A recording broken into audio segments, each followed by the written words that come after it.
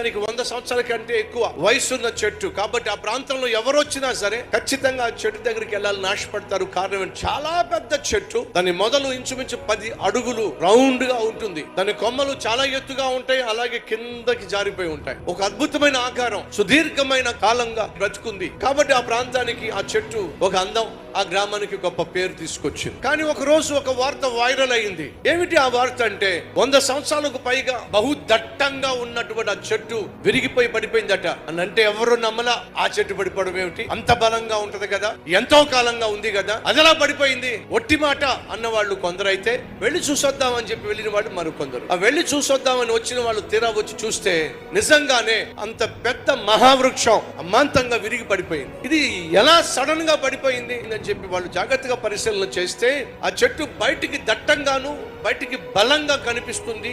చాలా కాలంగా అది ఉంది, కానీ లోపల మాత్రం ఉన్న సారమంతా ఆ చెద తినేసింది. బయటికి అందంగా కనిపిస్తున్నా, ఆకారం చాలా పెద్దగా ఉన్నా, దట్టంగా బలంగా కనిపిస్తున్నా, సడన్ గా విడిగి పడిపోవడానికి కారణం ఏమిటంటే లోపల జరగకూడనటువంటి డ్యామేజ్ జరిగిపోతా ఉంది. లోపల ఉన్నటువంటి ఆ చెట్టు సారానికి ఆధారమైనటువంటి ఆ బలాన్ని చెద మొత్తం తినేయడం ప్రారంభించింది. వింటున్నావా? నీ చుట్టూ ఉన్న వాళ్ళ గురించి చాలా గొప్పగా చెప్పుకుంటున్నారు, కానీ లోపల సంగతి ఏమిటి? ఎంతో కొంత చెద నీ ఆత్మీయ జీవితంలో చేరిపోయింది. ఆ చెద ఏం చేస్తుందో నీకు తెలియకుండానే నీలో ఉన్న సారాన్ని పూర్తిగా అది తిని పడేస్తుంది.